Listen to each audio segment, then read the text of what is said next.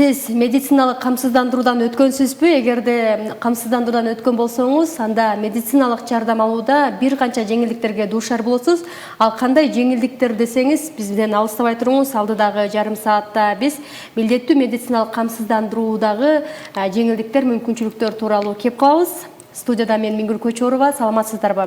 Ал эми бүгүнкү биздин студиябызда мына ушул милдеттүү медициналык камсыздандыруу фонду тууралуу айтып берүү үчүн студиябыздын коногу бар.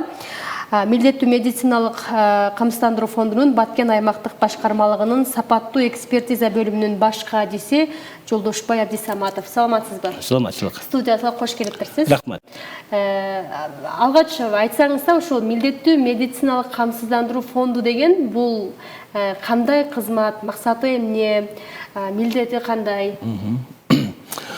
Бул милдеттүү медициналык камсыздандыруу фондунда бул жерде мамлекеттик кепилдик программанын негизинде иштейбиз. Мамлекеттик кепилдик программа бул министрлер кабинетинин 21 сентябрда 2023 жылкан 490 токтомунун негизинде иш алып барылат. Бул мамлекеттик кепилдик программа бул ар бир кыргыз жаранынын өзүнүн медицина боюнча укуктары да, укуктарын кандай экендигин ушул жерден билсе болот. Бул жерде мына ар бир кыргыз жараны өзүнүн жеринде үй бүлөлүк дарыгерлер топторуна катталыш керек.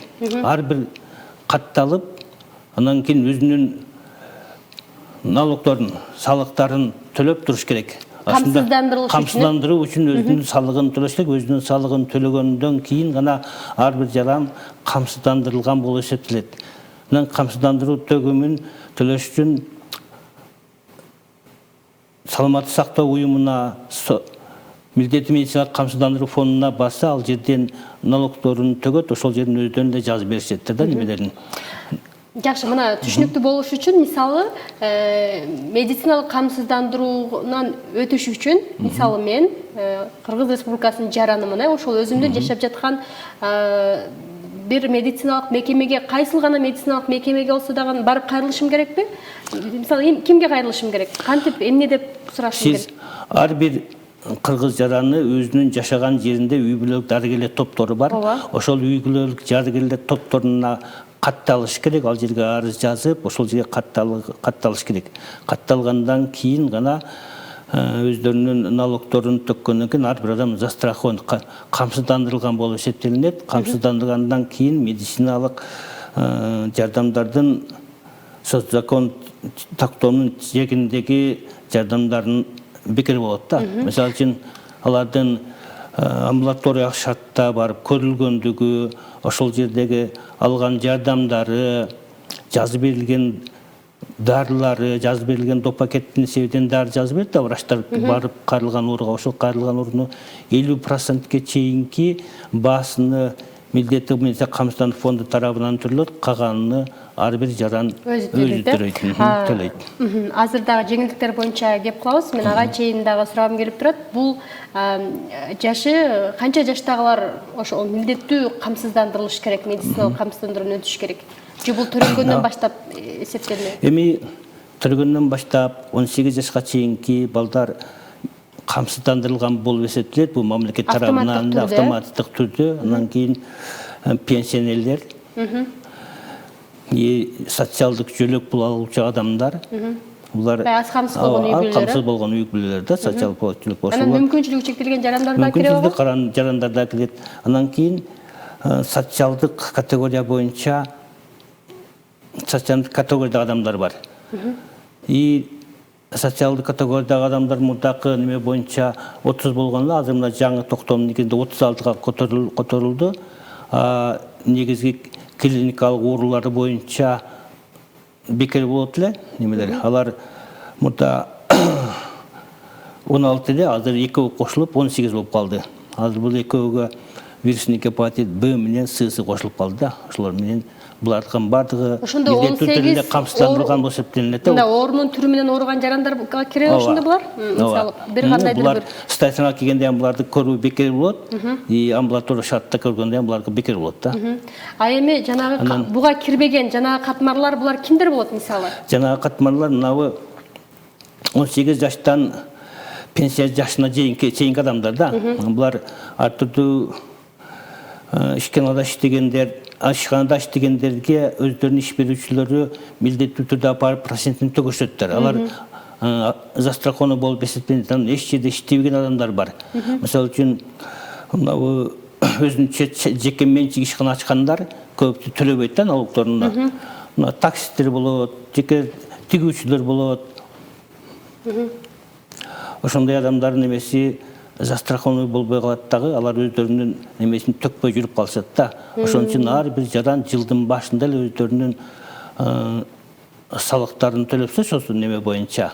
Азыркы убакта милдеттүү түрдө ар бир жаран өзүнүн немесин төгүп туруш керек. Бул милдеттүү түрдө болуп жатат. Милдеттүү түрдө болуп атат да. Эми мына ушул милдеттүү медициналык камсыздандыруудан өттү жаран. Эми кандай жеңилдиктерди алат? Кайсыл учурда алат эми ошол жерге келели? Ар бир жаран өзүнүн немеси боюнча келип кайрылганда, ооруп келип кайрылганда. Ооба. Мисалы ооруканага келди дейик. Ооруп келип кайрылды. Ооруп келип кайрылгандан кийин биринчи эле врачтар адамдын өзүнүн камсыздандырылгандыгын текшерип көрсөтөт. Текшергенде булар ФОМСтун сайтына кирип, ошол жерден көрөт ар бир адам камсыздандырылганбы же камсыздандырылган эмеспи. Эгерде камсыздандырылган болсо, буларга врачтардын көргөнү 12 лабораториялык изилдөөлөр,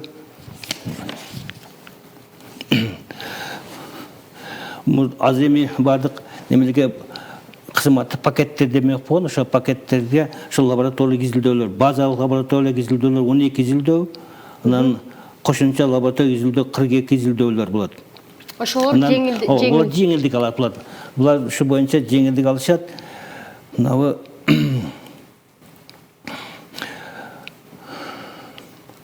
12 изилдөө үйдүтүгө катталып, өзүнүн налогун төгүп бүккөн болсо, анан ошол лабораториялык изилдөөгө барганда өзүнчө семейный врачыдан, үй-бүлөк дарыгерлер катталып өзүнүн катталган врачынан жолдомо алып барган учурда гана бесплатный болот да. Так алар өздөрүнүн катталган врачынан жолдомо албай баса, анда акчасын төлөшкө туура келип калат. Ал бул прейскуранттын негизинде да, бул акча врачтын өзүнө төлөнбөйт, ал кассага төлөнөт. Эгерде мисалы Кыргызстандын ичинде болуп жаран башка облустун ооруканасына барса, анда деле ушундай эле жеңилдик болобу? Ооба, направленияны өзүнүн семейный врачтан направление алып барса, Кыргызстандын бардык жеринде эле ушул направление негизинде карайт. Так направление алып барбаса, бардык жеринде акча талап кылынат да. Акчаны ушу жана айткандай кассага төгүп анан көрүш керек болот да. Ал эми ооруканаларда жатып дарыланса, кандайдыр бир дарыларды алганда болобу ушунда дагы жеңилдиктер? Ооба. Больницага жатып атканда жанагы айтылгандай социалдык категория, анан кийин клиникалык негизинде дегендер болот да. Ошо социалдык категориялы, анан клиникалык негизиндеги оорулар менен кайрылгандарга бекер болот дагы жаткандары. Анан кийин башка адамдар бардыгы өздөрүнүн акчасыны төлөп жатыш керек да. Мисалы үчүн 70 жашка чейинки пенсионер жана социалдык жөлөк болгон адамдар неменин орточо эсебин төлөйт. Булар терапиялык бөлүмгө жаткырып атканда 330 сом, анан хирургиялык профилдерге жаткызганда 430 сом төлөйттөр. Анан камсыздандырылган жарандар булар 840 сом. Терапиялык бөлүмгө, хирургиялыкка 1090 сом. Анан ким өзү камсыздандырылган эмес болсо, стационарга барганда терапиялык бөлүмдө 8400, хирургиялык профилге барганда 9170 сом акча төлөйт да. Ошондо акча төлөө жолу менен жатпабылар прейскуранттын негизинде болот да. Негизи сиз мына жеңилдиктери боюнча айттыңыз, буга чейин дагы мисалы бир канча изилдөөлөрдү айттыңыз да, аларды толук айткан жоксуз да, бирок бул көп болот атпайбы жеңилдиктер? Эгерде жаран ошол камсыздандырылган жаранга кандай жеңилдиктер болорун мындай кененирээк билиш үчүн, тагыраак айтканда ошол жарандар өздөрүнүн укуктарын билиш үчүн кайсыл жактан маалымат алса болот дагы? Бул боюнча бир жерде барбы атайын кеңири маалымат? Эми кеңири маалыматты алыш үчүн Милдетместік қамсыздандыру фондының 113 деген номері бар. Бұл бардық жарандар үшін телефондарды бары бесплатно, өздерінің телефондар арқылы звонок қылса дағы бесплатно болады. Айтып береді, ошо қандай жеңілдіктер болушун. Әрбір жараны қандай жеңілдік кімге емне керек болса, ошол телефонға чалып, сұраса, ошол жерден өзіне тиешелүү жооптар алышат да. Анан мындай учур болот. Мисалы, ооруканага кайрылганда, же болбосо ошол кээ бир дарыларды сатып алууда жеңилдик болсо, эгерде жаран өзүнүн укугун билип, бирок дарыгер тараптан, мисалы ошол медициналык кызматкер тарабынан, мисалы акча талап кылган учур болушу мүмкүн. Бул жеңилдикти четке кагып койгон учур болушу мүмкүн да. Мындай учурлар болот. Мына ошол учурда кимге кайрылат жарандар? Ошондой болгон учурда жарандар 100-113 номерине чалып, ошол жерге кайрылса, ал жерден ошол ар бир организация кайсы жерден сураган, ошол жерден жерге звонок кылынат, ошонун негизинде милдеттүү медициналык камсыздандыруу фондуна дагы айтылып, алардын берген арызы боюнча немелер өткөрүлөт, изилдөөлөр өткөрүлөт. Бул 113 24 саат бою иштейби? Ооба, бул 24 саат бою иштейт. Акысыз болот. Ооба, акысыз чалуу, акысыз буга. Ошол бүгүнкү күндө мисалы жарандарды жана милдеттүү түрдө деп жатпайбызбы? Буга жарандар кандай мамиле кылып жатышат? Барып өздөрүн камсыздандырып, мына ушундай ушуга кайдыгер мамиле жасабай, өздөрүн камсыздандыруудан өткөрүп жатышабы? Жарандардын мамилеси кандай болот? Азыркы убакта жарандар бардыгы эле барып өзү милдеттүү түрдө төгүп жатышкан жок. Кимдер стационарга жатып калып өтө эле керек болуп калган убакта сиз ушундай налогду төкпөйсүз, ушунча сом төгүшүңүз керек деген убакта гана жүгүрүп атышаттар да. Эми мындай кылбай бардыгы жыл башынан төлөсө, азыр стационарга жаткандар адамдар айтып атпайбы, жатсаң дары жок дейт, дарап кел дейт деп. Ар бир жаран өзүнө ошо камсызда налогун төлөсө, ошол налогдун негизинде бүткүл жаткан адамдарга дары алынат, врачтардын айлыгы төлөнөт, кошумча медициналык буюмдар алынат. Өкмөттүн немеси да өзүнүн ушундай немеси менен иштелет да. Так элдер убагында төкпөсө, конечно, ал дарыга да акча жок болот дагы. Кээ бир дарыларды мамлекет больницалар бизде жок, сатып алып кел деген немелерди кылып атышат болуп атат да. Бирок Жолдошбай мырза, мына ушул камсыздандырылган жарандар үчүн ошол медициналык тейлөөдөгү жеңилдиктер бул Кыргызстандын ичиндеги бардык ооруканаларда, бардык медициналык мекемелерде көрсөтүлөбү же бул мамлекеттик гана мекемелердеби? Бул токтомдун негизиндеги жеңилдиктер милдеттүү фонд менен келишимдин негизинде иштеген саламаттык сактоо уюмдарында гана болот да. Так жеке менчик больницаларда мындай немелер болбойт. Мамлекеттик ошол медициналык мекемелердин бардыгы келишим түзгөнбү сиздер менен? Биздин областагы больницалардын бардыгы келишим түзгөн. Демек биздин облустагы бардык ооруканаларда жеңилдиктерди алганга болот. Ооба, бардык укугу бар камсыздандырган адамдар үчүн. Анан сиз буга чейин биздин маегибизге чейин айтып калдыңыз, ушул быйыл жакында эле ушул сентябрь айынын башында дедиңиз, ушул өзгөрүү киргендигин айтып бердиңиз. Бул кандай өзгөрүү болду? Эмне айырмачылыктар болду мурдага караганда? Эми мында бул жерде жаңы өзгөртүүлөр киргизилди токтом менен. Бул жерде мына пакеттер киргизилген да. Базалык пакет, анан кийин